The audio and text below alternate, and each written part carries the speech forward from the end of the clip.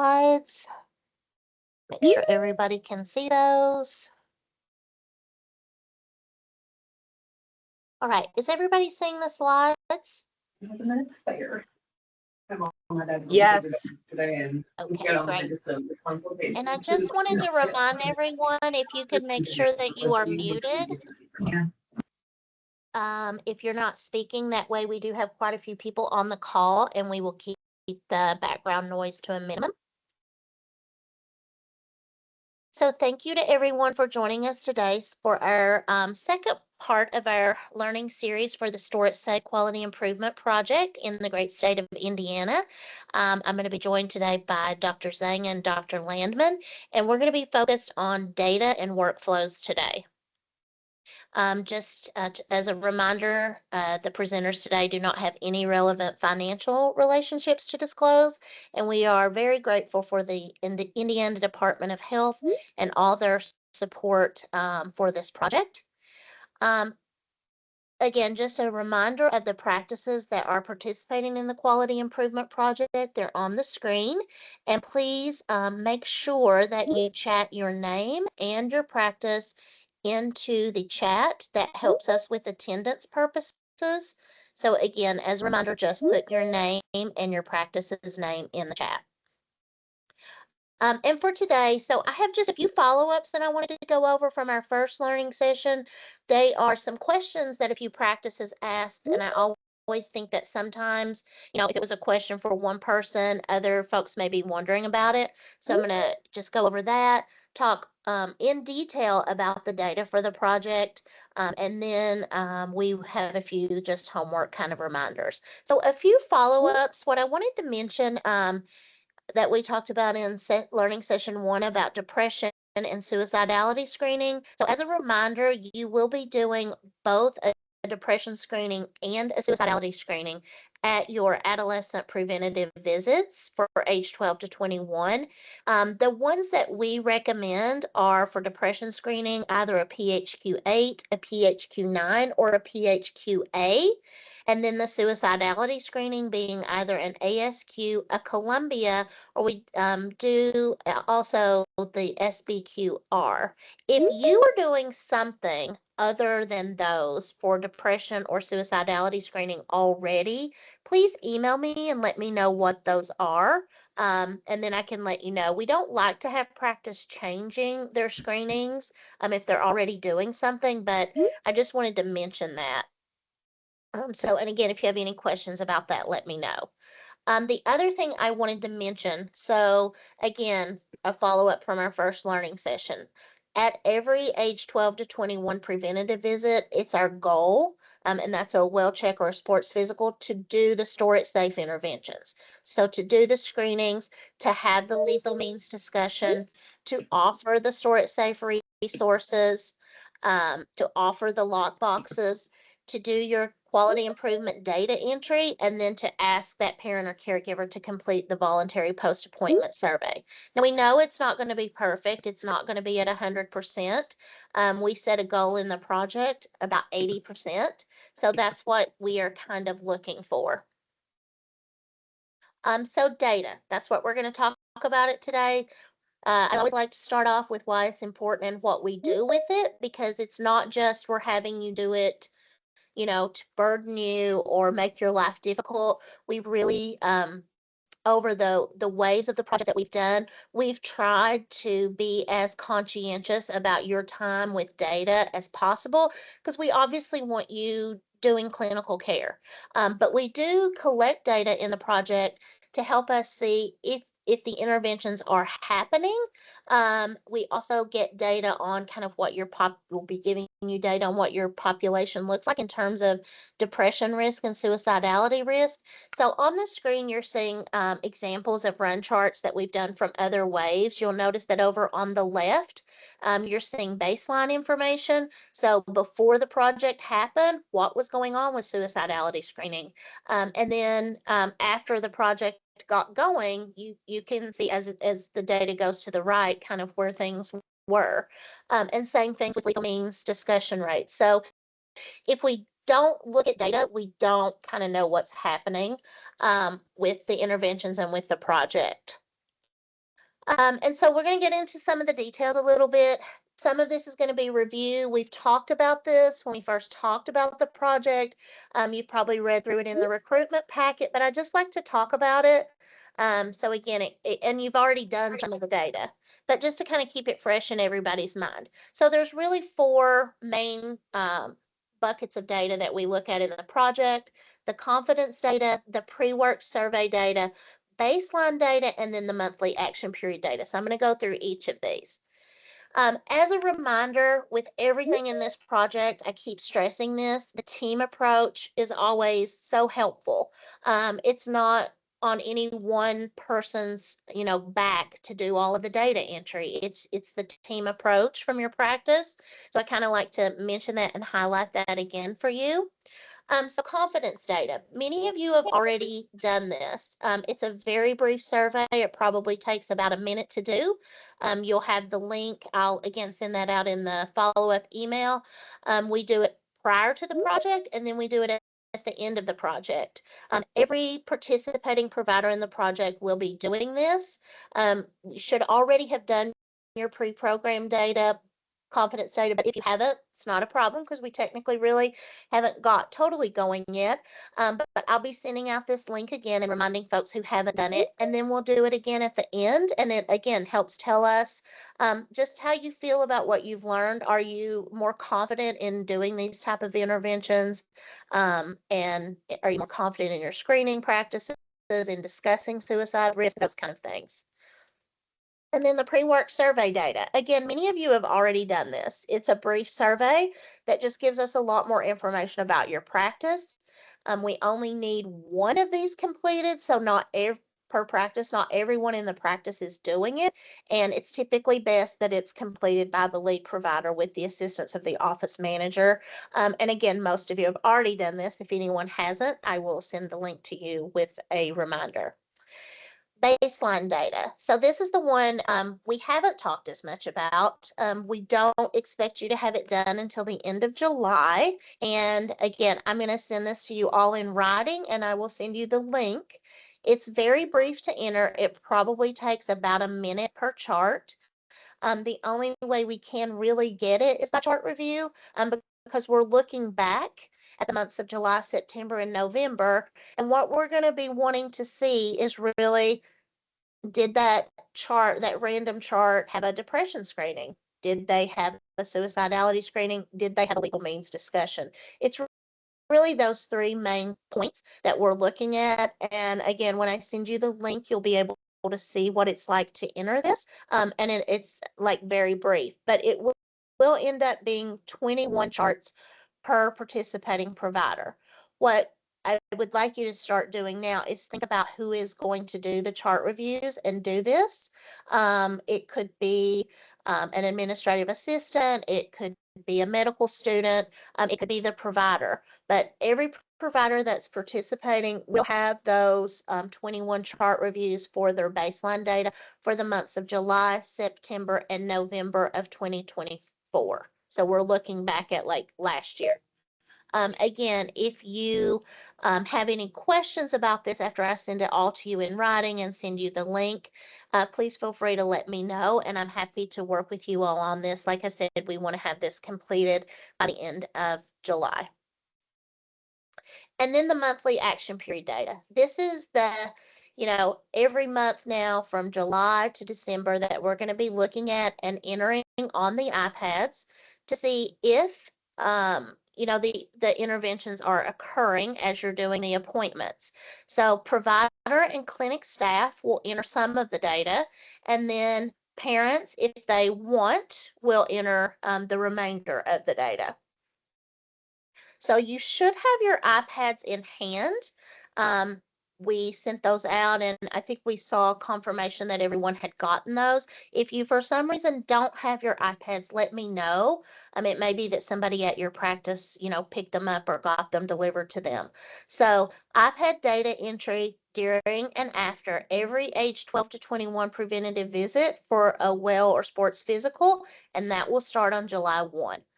The way we do this is that we're going to be looking at rates. So we're going to look at your rate of depression screening, your rate of suicidality screening.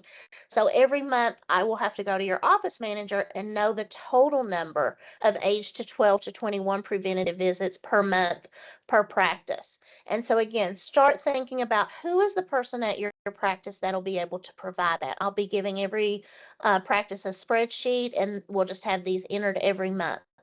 And typically it is the office manager. So, kind of at the end of the month, I'll reach out and ask for this, and then we will kind of go from there. If a practice is struggling, though, what we often have to do is look at the data at a provider level. So it's best to just go ahead and provide the denominator numbers from the get-go by provider. So that's why when I send you your spreadsheet, it'll have all the providers listed. And then for that month, you'll just tell me how many, Dr. Jones had, how many appointments Dr. Spicer had, and we'll go from there. So, to use July as an example, we're all going to start entering data in July. By the 5th of August, we expect all the July data to be done, and you've provided me the denominator, and then that way we can run all of the month's data. For most of you, again, I think I've gotten everyone's name and credential, but if you have not, or if you've added any providers, please make sure you just send me an email with that information so that I have all the names and credentials of any providers in your practice that are participating. Just wanted to show you this to say when we do send you monthly data, this is what you're going to see. There's going to be several data run charts. The very first thing we need is we need to see you entering data. So the first chart we're going to look at is what's the rate that you're actually completing data entry. It's kind of like with your charting. If you don't put it in the chart, it didn't happen. If you don't enter the data, we have to assume that none of these interventions happen. So that's the first thing. And again, I know that data entry is going to be new with this, so it's not going to be up there to start, but we like to kind of get into a groove of getting that done. And then from that, we'll see with your depression rate, there'll be a bar chart to show you for your population where we do have data entry. What does that risk profile look like? Same thing for the suicidality screening rate. And then for the lethal means discussion rate, again, how many appointments did you have that month in that age range? And then of those, how many did you indicate received a lethal means discussion? How many received the resources, how many accepted the resources, how many were offered a lockbox, how many accepted the lockbox. And then we also look at, of those patients who were at risk on depression or the suicidality screening, how many did you indicate received some type of treatment plan, either an initiated or continued one. And then there is some data regarding the family feedback surveys. Again, knowing that those are voluntary and anonymous, we do look at the completion rate. We tend to see that pretty high, actually. And then from that, families report, did they receive a lethal means discussion? Did they receive resources? What's the likelihood they're going to make changes based on the conversations at the appointment? And have they ever had anyone outside of their child's provider talk to them about these kind of risks? So the iPads, again, you should have them in hand. If you don't, please let me know that. Send me an email. And then you should also have your charger. So one of the first things to think about with, you probably go through this with your own iPads at home, is they do have to be kept charged and ready to go each day.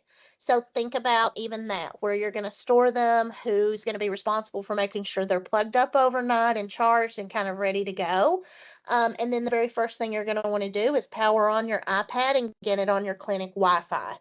Again, if you have any trouble with the iPads, please feel free to let me know, and we'll make sure we get you some help with that. But they're pretty simple. They're kind of streamlined in what they do. So it's usually a pretty easy process. So again, if you power on your iPad, you're going to have it's going to look very similar to the picture on the left. And you'll see this little purple, kind of with the little bands at the bottom. That's how you can get on your clinic Wi-Fi and put your password in. And then that's store it safe button down beside the purple button is what will get you kind of into the data entry portion. And I'm just gonna, you're gonna have the link, but I'm gonna show you this in a minute when we enter data, but that's gonna be, again, how you enter the data on the iPad for the monthly data entry. So we're gonna kind of put all this together now. We talked last time about screening and lethal means restriction discussion, and now we've talked about data. So again, keep in mind, you're gonna have all these slides, and you're also gonna have a blank workflow that you can kind of tweak and um, kind of make edits to based on your practice. So we're going to talk about with screening that you're doing kind of a recommended workflow with the lethal means restriction discussions, with giving resources, and then with data entry. I want to stress, like we talked about in the first session, that these are our recommendations. Every practice is different. You know your practice better than we do, and you know what's going to work for your practice. We don't expect everyone to do this exactly the same. We're expecting there to be tweaks or things. We want these things to work for your practice long term. So don't feel like this is how you have to do it. I'm just going to talk about kind of some general ideas, and then I'm here to help each of you figure out what works best for your practice. So this is a very kind of detailed, messy kind of flow. This is exactly what you're going to submit to me for your workflow. I'm going to give you a blank one, and you're going to make some tweaks. So it goes all the way from a patient checking in all the way through all of the store it safe interventions and then data entry. So I'm not going to go through all this screen in detail because we're kind of going to break it down, but I just wanted you to have a look at what, kind of a workflow looks like for this project. And then, like I said, you're going to have this that you're going to be able to tweak and make modifications to. So again, teamwork, you may have the front office staff of your workflows. You may have your clinical staff, MAs or nurses, and then you're going to have your providers doing portions of things. So let's just talk about kind of a few recommendations that you might have the front office staff do. So the front office staff might be who checks that the iPad is charged and ready for the day. And then at check-in, they may actually give the paper, or if you have some other tablet that you use that actually have the screenings on them, they may give those screenings to the patients to complete in the waiting room. And then at the end of the day, they may be the person that double checks that all the iPads are charging and put away where they're supposed to go. Then your clinical staff, so MA, nurse, those folks, sorry, I'm doing a lot of clicking to try to get this to come up. They may pick up the iPad from the designated area for the day. They may collect and score the screenings that the patients have done. And they may press the home button that's on the iPad and get that icon up and actually start the data entry on our data collection tool on the iPad. And I'll show you some in a moment, kind of what it could look like. And then they may complete entering that screening data on the iPad. They may room the patient, and then they may press the button on the top of the iPad, put it to sleep, and leave it in the room for the provider. And then the provider's portion of the appointment and the data entry, it might be they pick up the iPad, press the home button twice, and that sort of brings the iPad back up right where it was left off, review the screening results, press the button on the top of the iPad and put the iPad to sleep, complete the visit, including having the lethal means discussion, provide the resources, offer the safety lockbox. Again, press the button on the iPad, complete final data entry, and hit submit. Now, that's a lot of steps. For someone to be thinking about doing. I'm breaking it down into excruciating detail, but it'll make more sense when you start playing around with the iPads and seeing how it works. It also may be that this isn't the way that you want to do it, that this isn't the way that works best. And again, we can talk about all of that. Once that final data is entered for that appointment, that's when there'll be buttons that come up. There's a dark blue and a light blue, basically asking, is a caregiver present? If a caregiver isn't present at the appointment, you say that, you select that button, and you're kind of done. But if a caregiver is present, that's when you can ask the caregiver if they would like to complete the after appointment survey. And then again, they would press the button for that. The parent or caregiver would complete their portion of the survey, which again is very quick. They hit submit and everything's done. You would double check that, and then the data is submitted, and you return the iPad to the designated area. And again, this is just an example of all of that kind of put together in one flow. So I'm going to kind of stop there and just see if there's any questions before we kind of go through a case, and then I actually show you kind of data entry.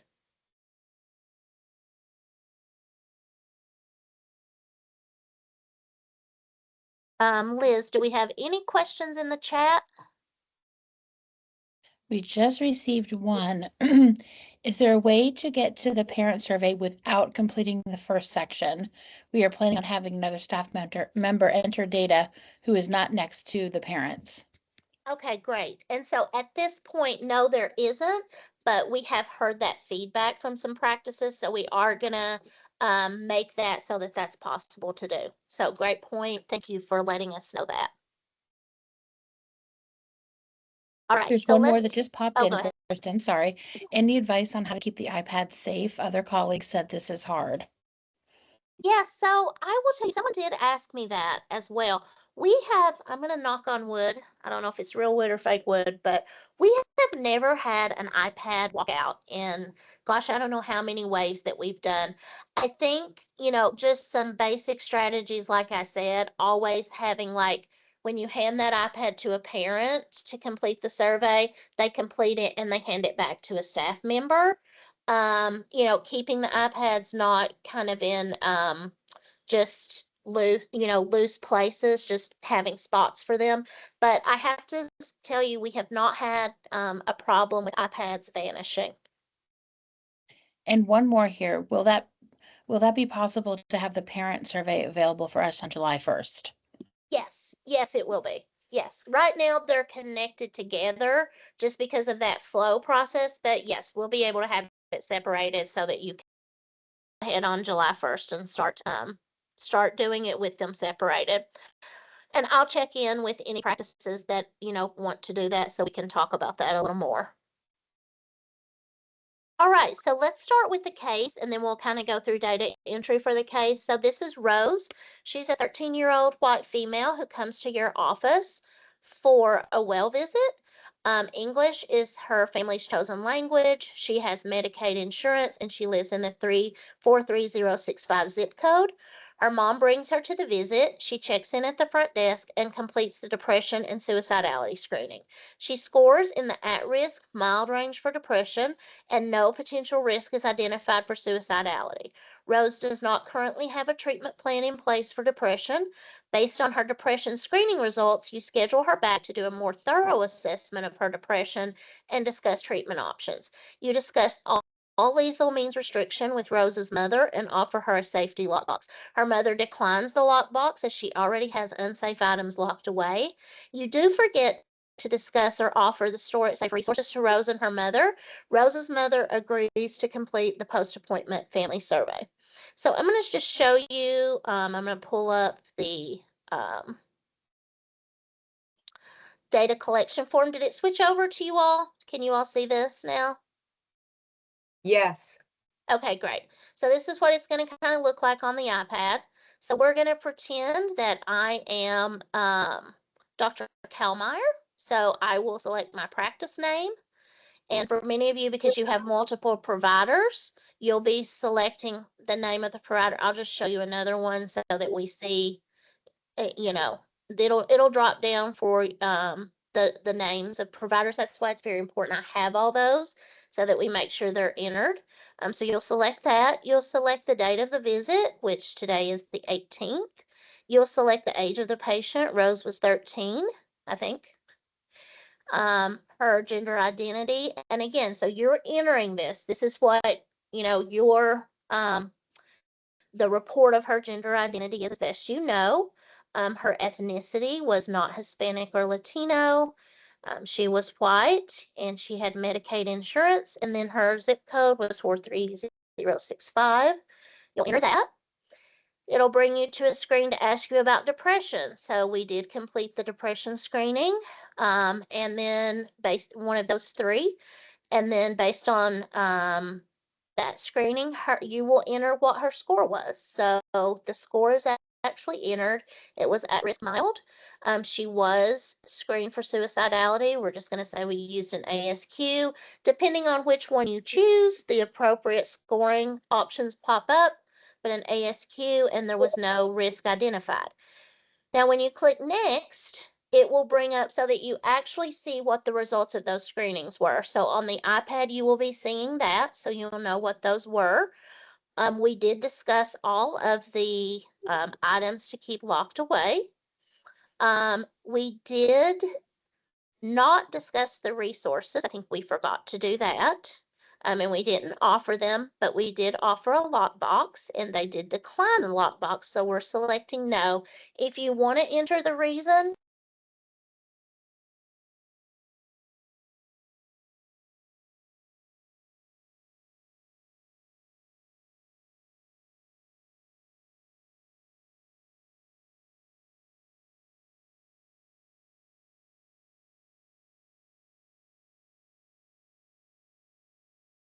Kristen, you're on mute. I've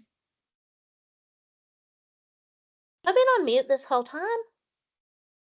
Just I the hope past not. minute. Good. Okay. I'm glad I must have hit a button.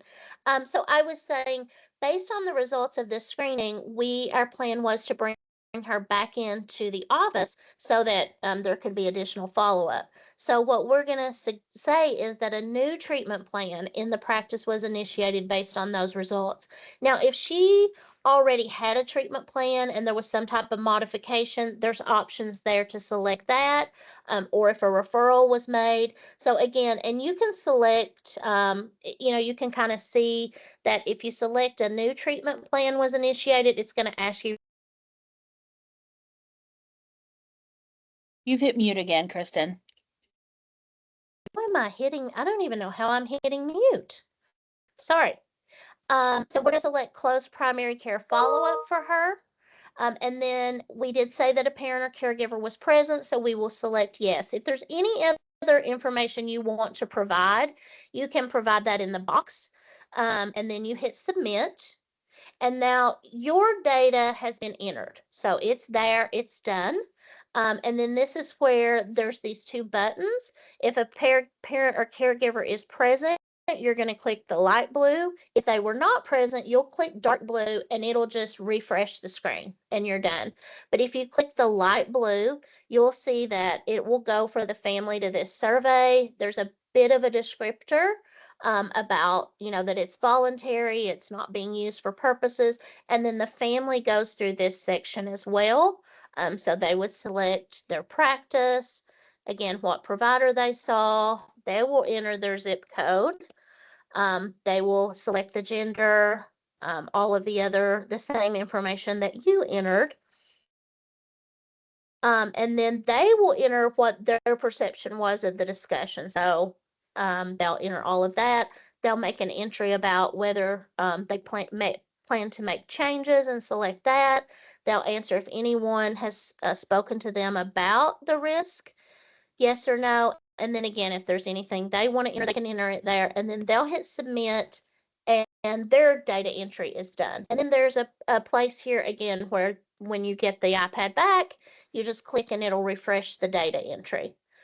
So, and then all the data is done and kind of entered. So hopefully that kind of gives you an idea. I'm going to go back and pull my slides back up. Here we go. All right, again, I'm going to pause there and just see if there are any questions from that portion. So there's one from the previous portion asking if the offices will be receiving the additional resources that you mentioned for patients prior to July 1st. Yes. Yep. Okay. So those will be shipping out on Monday. You will be getting some lock boxes, and then the order for all of the resources has gone to the printer. So I'll double check on what date those will be shipping out, but it should be next week. And are the family surveys available in other languages? Yes, they are. That's a great question. So if you look on your iPad, When you get to that family survey, there's a little drop down button, and the family can click on that, and it's represented as even a flag, so of different languages, that once they click on their language, then the family survey is in that language. And if you find that there's any languages we need to add there, we've added languages that you indicated in your pre-work survey. But if you find there's any that aren't there that we need there, just let me know and we can add those easily. Any other questions at this point? All right, let's talk about a few reminders for homework. So again, I'm going to send you your link to the website that will have all of the Indiana resources on it. I want you to just take a look at that, know that it's there, and you will be able to, again, share that link with families, included in after visit summaries. But I'll make sure that you have that in the follow-up email. As we mentioned, printed resources and lockboxes are being shipped out to you. So be on the lookout for those and let me know if you're not seeing them like end of next week or so. You will be completing a workflow. That's one of the requirements for quality improvement projects, and we'll need to have that submitted by the middle of July. I'm here to help you with that based on what we've talked about today and the template that I will send you. So I'm happy to help if anyone has any questions, but these kind of questions like we talked about of how you're going to tweak this for your practice, that's exactly what you want to be highlighting in your workflows. Make sure you've completed that pre-work survey. I will remind any of you who haven't and send you the link. Make sure all your participating providers have completed their confidence survey. Again, if you haven't, you'll get a link and a reminder. Making sure that I have all the names and credentials so that I can update that in the data entry and just have that all clear for our records. And then start planning for entering baseline data. Like I said, it's due at the end of July, but start thinking about who's going to be doing that and a plan for getting that done. And again, I'm here to help with that process. And then July 1 is the start date. That's the start date to start doing the intervention, start doing the screening, start having the discussions, start entering your data. Remember, it's not going to be perfect, but that's our official start of data reporting. With that in mind, remember that we do have another learning session coming up on July 2nd from 12 to 1. It's a full hour because we really get into the nitty-gritty of how to have lethal means restriction discussion during those adolescent visits. We are joined by colleagues from Cincinnati Children's who have developed a really cool virtual reality kind of avatar session where you get to practice these discussions with cooperative and non-cooperative avatars. So it's really a great learning process. And we would love to have as many of your participating providers as possible attend since you do get to practice. So don't be shy when it comes time and they ask for volunteers. Don't we all hate when someone asks for a volunteer and it's dead silence? So please make sure when we have that session, you're ready to kind of give it a try and practice. And I'll be adding a Zoom link to that invite because just the session works better with Zoom. So if any of your organizations have any issues with using Zoom, let me know that as well. I've encountered that in the past, but hopefully that won't be an issue. And then as always, you have my email. You also have my cell. Don't hesitate when questions come up to let me know. I know it's a lot of information. It's a lot new kind of process. So anytime you have questions, I'm always happy to answer them and again, help you figure out what's going to work best in your practice. Any more questions in the chat, Liz?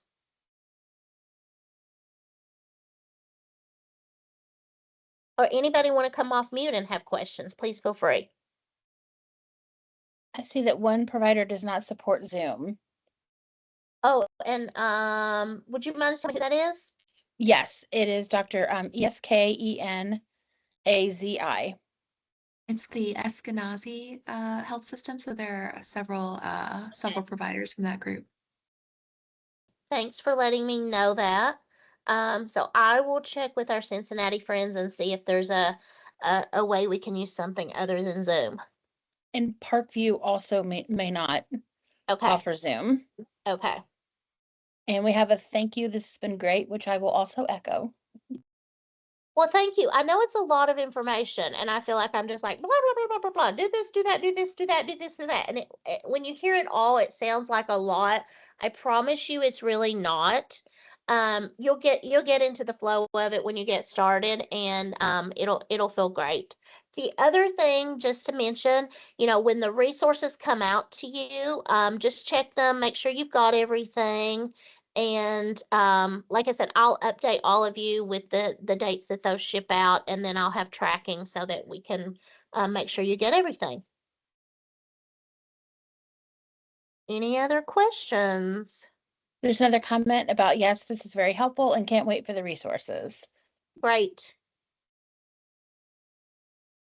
All right, and I will send a follow-up email to everyone either today or tomorrow. It'll have slides, links, reminders, all the fun stuff that you love seeing from me come into your email inbox every day.